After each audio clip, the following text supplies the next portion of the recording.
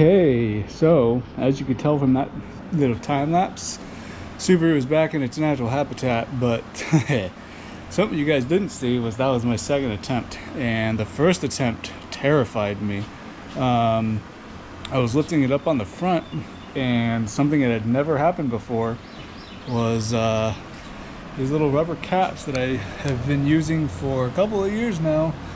It just slipped. Maybe it's because those and then the subframe are covered in oil. I couldn't tell you, but all I know is I saw the car slipping to the driver's side, and I just had to quickly jack it back up because that was terrifying, and I thought I almost lost the car in the front.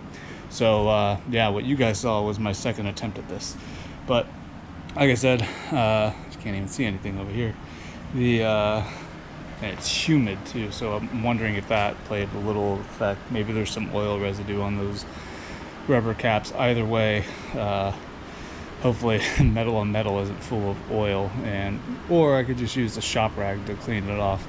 But yeah, so regardless, just a little bit of catch up. Obviously the garage is cleaned up, which you guys can tell from the last video, and something that I haven't posted, not sure if I will either just yet, just because I went out with a buddy. We went on a cruise, just go-karting, which that video was a learning lesson in itself. Where I put the GoPro was not a good spot, but we went to the Le Mans go-karting in Norfolk, Chesapeake.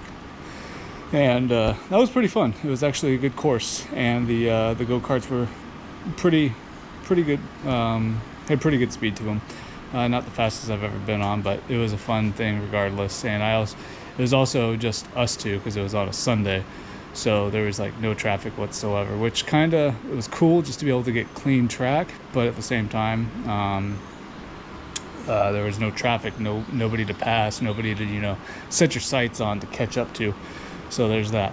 But regardless, going on that trip, what I'm happy to say is the drip pan is still absolutely flawless. All that's on there is some debris that's been blowing onto it.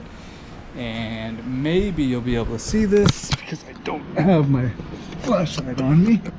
But the oil pan itself is completely dry. There's no oil on the fins or anything, so I'm happy about that as well.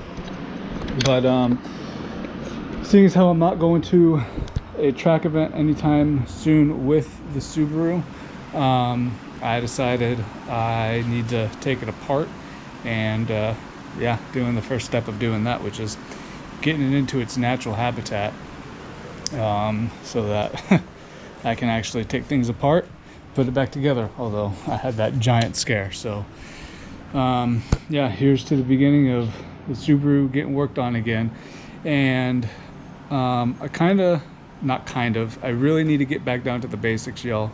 So it's probably going to be a good long series of videos of me just doing basic maintenance and going through parts, because overall it's working pretty darn good, but it's just the basic wear and tear stuff, like I've mentioned before, the brakes, the tires, and all that stuff.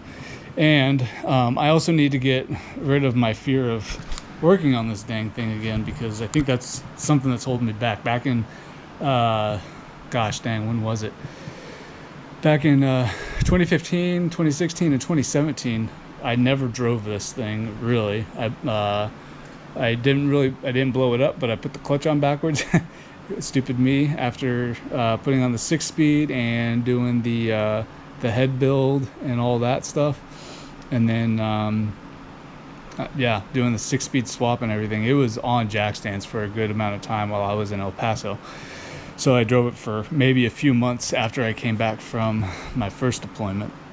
So I really just need to get back to the basics on this, and hopefully I'll remember to record all of that, and hopefully you guys find it interesting enough. I know it's going to be basic stuff, but gotta perfect the fundamentals before you should goes to the complicated stuff, and I've been doing the complicated stuff and neglecting the easy fundamental beginner stuff, which, you know, plays a key part, and then the extreme stuff comes in. But right here I've got the new parking brake cables. Like I said in my last video, it's kind of becoming a safety hazard to drive around because the parking brake literally does nothing for it when it's parked.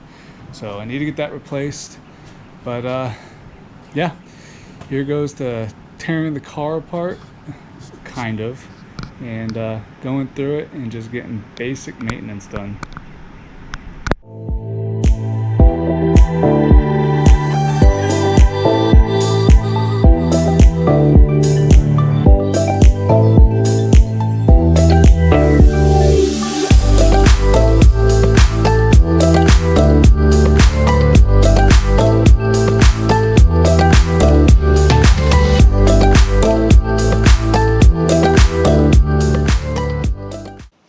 And just like that, I got a little bit more real than I was hoping. I took off all the calipers on all four corners, and go figure, this last one, I guess I cross-threaded the bolt. You can kind of see how rounded and torn up those things are, but the worst part is there's not a thread left in the bracket, so that'll be fun. I now have to do a lot more research than I was expecting to have to do in order to fix this thing. So, well, there you have it, y'all. I'm definitely not driving this thing until I get that bracket fixed, and I also wanted to take off all the calipers to ensure that I couldn't move anywhere anyway, unless I decided to dedicate the time to it, as well as getting some brake pads, because as I said, these are a safety hazard for out on the street. And I'm not sure how well it's going to show, but I will attempt to give you a view. Yeah, there ain't a lick of pad life left on those. Not even close. Go figure, they sounded like metal on metal. But I didn't even check the back out because the back just didn't seem all that bad. And they kind of aren't. There's still some life left in those. But would I trust those on the track? Definitely not for 6 to 8 sessions of 20 minutes each. So, yeah, they got a little bit more real than I was expecting. But I did it for a purpose. I don't drive this thing all that much on the street because I tried to dedicate it, and kind of wanted to, you know, get myself in that mindset anyway, because I do enjoy driving it on the street, but I got to keep myself from doing so. Got to save the engine for track times, not take track mileage away from it by running it on the street. Not that I do anything fun with it. I just, you know, put it around town and whatnot. But yeah, now I gotta fix this problem. So that'll be fun. But might try a Healy coil. Might try to find a whole new bracket because the one bolt's still good. But either way, I gotta somehow get either a new bracket, but I also have to replace that bolt. So that'll be fun. But there you have it, y'all. Car is torn down. So, well, torn down in the sense that I can't drive it anywhere if I wanted to. So, yeah, just be ready for a series of videos of me, as I said, fixing the basic stuff and moving forward with it in that way. So, until next time, y'all, stay driven.